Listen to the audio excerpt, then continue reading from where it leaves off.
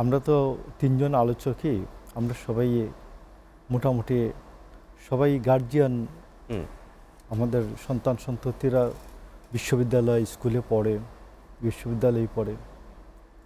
তো এটা আজকের যে ঘটনাটা, এটা সবাইকে বাকরুদ্ধ করে দিয়েছে।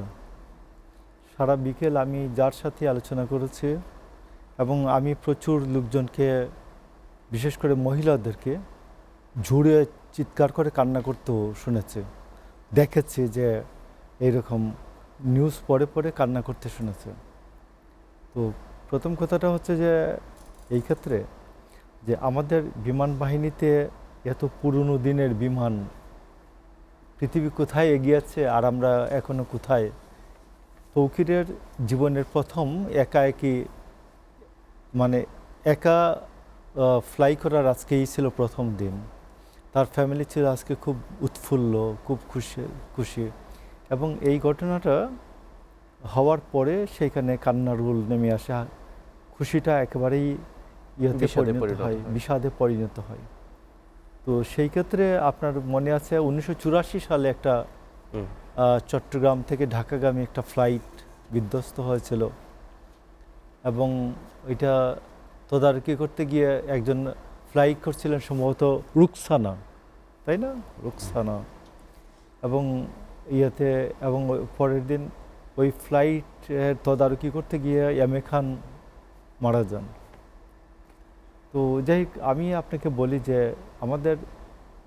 আমি রতন ভাইয়ের এই কথাটাতে একমত। সম্পদ বারবার অর্জন করা যায়, কিন্তু জীবন তো আর একবারই আসে। তো এই জন্য আমি মনে করি যে তৌকিরের জীবন দেওয়ার মধ্য দিয়ে আমাদেরকে সে দেখিয়ে গেল যে আমাদের বিমান বাহিনীর অবস্থাটা কি। আমার মনে হয় বিমান বাহিনীর দিকে সবাই নজর দেবেন যাতে এটা আধুনিকায়ন হয় এবং এই পুরনো আমলের যেগুলি ইতিমধ্যে জাদুঘরে পাঠিয়ে দেওয়ার কথা। এবং এই F7 যেটি বিজিআই, এটা চেংদু এয়ারক্রাফট কোম্পানি, চায়নার যে কোম্পানি, এটির উৎপাদন এখন বন্ধ করে দিয়েছে। তো এই জিনিসগুলি আমার মনে হয় যে আমাদের নজরে তৌকির তার জীবন দিয়ে এবং আমাদের 21টা বাচ্চা, এর মধ্যে একজন শিক্ষকও তো আছেন, মহিলা শিক্ষিকা, তার মধ্যে দেখা যাচ্ছে যে 88 জন হাসপাতালে এখন আছে, 25 জনের অবস্থা খুব আশঙ্কাজনক, ক্রিটিক্যাল। তো এদের এতগুলি জীবনের বিনিময়ে আমি মনে করি যে আমাদের টোটাল নেশন নতুন করে জানলো যে বিমান বাহিনীর ভিতরের অবস্থাটা কি, প্রশিক্ষণ বিমানের অবস্থা কি। এবং আমি তো মনে করি যে তৌকির তো নিশ্চয়ই, সে তো আর ইচ্ছা করে এটা এই দুর্ঘটনাটা তার কাছে কাম্য ছিল না যেটাতে তার জীবন যাবে। এই জন্য আমি মনে করি যে সব কিছু মিলিয়ে আমাদের যে দুর্বলতাগুলি, এগুলি দেখিয়ে দিল এবং আমরা এই দুর্বলতাগুলি অপসারণে আমরা কাজ করব সবাই মিলে। জাতি, যে সব দল মত নির্বিশেষে সবাই একমত হবেন যে বিমান বাহিনীর এই যে দুর্বলতাগুলি আছে এগুলি কাটিয়ে ওঠা দরকার। এই যে বিরল এই নজিরবিহীন, এই হৃদয় বিদারক যে ঘটনাটি ঘটলো মাইলস্টোন স্কুল, বাংলাদেশে গত 24 বছরের ইতিহাস যদি আমরা 32টি এই রকমের যুদ্ধ বিমান ধ্বংসের বা বিধ্বস্ত হওয়ার ঘটনা ঘটেছে একেবারে 91 সাল থেকে 2025 পর্যন্ত। কিন্তু এরকমের স্কুলের উপরে আছড়ে পড়া এবং এভাবে প্রায় 200 ছেলে মেয়ে আহত হওয়া এবং সেখান থেকে ইতিমধ্যে আমরা খবর পেয়েছি যে 21 জন নিহত হয়েছে।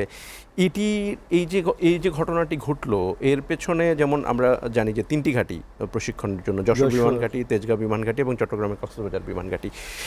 রাজীবন রতন ভাইও প্রশ্ন তুলেছেন যে আসলে এই জনবহুল এলাকায় আসলে এরকম একটি প্রশিক্ষণ বিমান ঘাঁটি থাকার যৌক্তিকতা কি। ইভেন সদর দপ্তর নিয়েও প্রশ্ন তুলেছেন।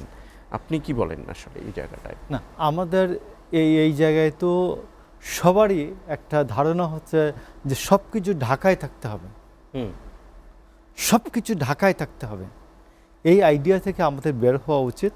এবং আমি মনে করি যে এই যে আজকে যে বিমান দুর্ঘটনার মধ্য দিয়ে আমাদের কাছে অনেকগুলি প্রশ্নের সমাধানের জন্য আসবে যে বিমান ঘাঁটি এই ঢাকায় থাকা উচিত কিনা, এটা যশোরে থেকে হতে পারতো, এটা কক্সবাজার থেকে হতে পারতো। এবং এই জায়গাগুলি যেমন ধরুন আমাদের সেনাবাহিনীর যে ট্রুপার আছে সেনাবাহিনীর, কমান্ডো, এটা সিলেটে, কিন্তু কমান্ডো ট্রেনিং যে সেন্টারটা সেটা সিলেটে। তো এইগুলাকে তো আমার মনে হয় ডিসেন্ট্রালাইজ করা যায়, বিকেন্দ্রীকরণ করা যায়। তো আমার তারপর আমি মনে করি সব কথা শেষ কথাটা হচ্ছে যে বিমান বাহিনীর মধ্যে যে ভিতরে যে আভ্যন্তরীণ দুর্বলতা আছে, এই দুর্বলতাটা আমাদের চোখে আঙ্গুল দিয়ে দেখিয়েছে। আমরা এই দুর্বলতাগুলি যে কোনো মূল্যে আমরা এটা শেষ দূরীকরণ দূর করব। এটাই হচ্ছে আমি মনে করি আজকে এতগুলি প্রাণের দেওয়ার বিনিময়ে আমাদের যে অর্জিত জিনিস প্রত্যেকগুলো আমি মনে করি অর্জনটাও দেখতে চাই। এতগুলো প্রাণের বিনিময়ে আমি কি অর্জনটা যদি আমরা বিমান বাহিনীকে আধুনিকায়ন করি তাহলে মনে করব যে এদের প্রাণ দেওয়ার মধ্য দিয়েও জাতি হয়তো ভবিষ্যতের যে দুর্ঘটনাগুলি এগুলির প্রতিরোধ হবে। সেটা কাঙ্ক্ষিত মানে কতটুকু এসে পৌঁছেছে, আপনি সিঙ্গাপুর, ব্যাংককের হসপিটালে যদি যান তো কী পরিমাণ বাঙালি রুগীরা ওখানে যান, তো অতি বোঝা যায় যে অনেকের সর্দি কাশি হলেও যাদের সামর্থ্য আছে ওনারা ব্যাংকক, সিঙ্গাপুর চলে যান। তো এটা একটি বিষয়। আমি তো আমাদের বাম যারা করেন এরা শুনছিলাম যে এই দাবিটা উঠাবেন যে যারা রাষ্ট্রীয় দায়িত্বে থাকবেন এই 5 বছর মন্ত্রিত্ব থাকা অবস্থায়, প্রধানমন্ত্রিত্ব রাষ্ট্রপতি থাকা অবস্থায় কোনো চিকিৎসা নিতে বিদেশ যেতে পারবেন না। কি সংস্কার প্রস্তাবের মধ্যে কি এইরকম একটা প্রস্তাব আসার কথা ছিল, এটা আর আলোচনা হয় নাই। তো আমি আপনাকে বলি যে আমাদের যে সহমর্মিতাকে কেন্দ্র করে জাতীয় ঐক্য গড়ে ওঠে, এটা সবাই যাবেন, আবেগ অনুভূতি এটা একসাথে প্রকাশ করবেন, এই জায়গাটাও একটা আমি পজিটিভ দিকে দেখতে চাই। তবে তারা যেন ইনফেকশনের কারণ না হন, দুর্ভোগের সৃষ্টি হয়, দুর্ভোগের কারণ না হন, ইনফেকশনের কারণ না হন। সবাই সহমর্মিতা প্রকাশ করেন, একসাথে এক জায়গায় বসুন সবাই জাতীয় রাজনীতিবিদরা, এতে দেশের কিছু না কিছু কাজ হবে। 1 2 নম্বর হচ্ছে আমি আপনাকে বলি আমাদের সেলফ ডিফেন্সের কত একটি ফ্যাক্টর আছে। একটা ফ্যাক্টরের নাম হচ্ছে আমাদের সহস্র বছরের অর্জন, আমাদের স্বাধীনতা যুদ্ধের অভিজ্ঞতা। এটাকে সারা পৃথিবীর মানুষ এটা রেসপেক্ট করে যে এই জাতির স্বাধীনতার অভিজ্ঞতা, স্বাধীনতা যুদ্ধের অভিজ্ঞতা আছে, এটা একটা বড় ফ্যাক্টর। আরেকটা ফ্যাক্টর হচ্ছে আমি মনে করি যে আমাদের নদী নালা, এটা আমাদের সেলফ ডিফেন্সের জন্য ফ্যাক্টর। আমাদের বর্ষা ঋতু, এটা আমাদের জন্য সেলফ ডিফেন্সের ফ্যাক্টর। আর একটা হচ্ছে যে আমাদের প্রতিরক্ষা ব্যবস্থার আধুনিকায়ন, এটা লাগবে। তো এই জন্য আমি বলবো যে আমরা তো যে ট্যাক্স যে দেই না, একদম দেই না, কমও দেই না, তো সেটা যেন বিদেশে পাচার না হয়, পাচার ঠেকান এবং জাতীয় প্রতিরক্ষা উন্নত করুন, জাতীয় উৎপাদন বৃদ্ধি করুন, জিডিপি বৃদ্ধি করুন।